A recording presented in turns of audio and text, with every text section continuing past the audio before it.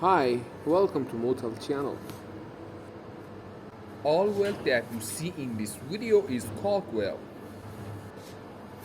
But subject is another thing. I'm gonna talking about this pump, these steel pipes and these three tanks.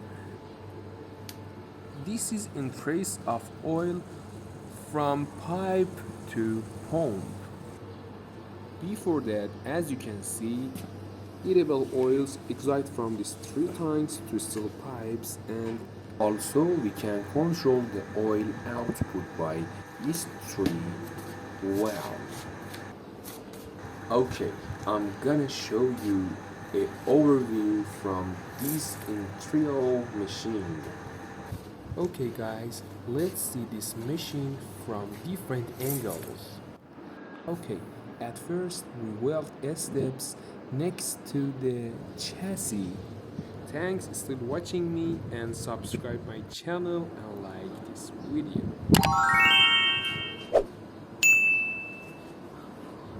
From the second I don't talk, let's watch the rest of video.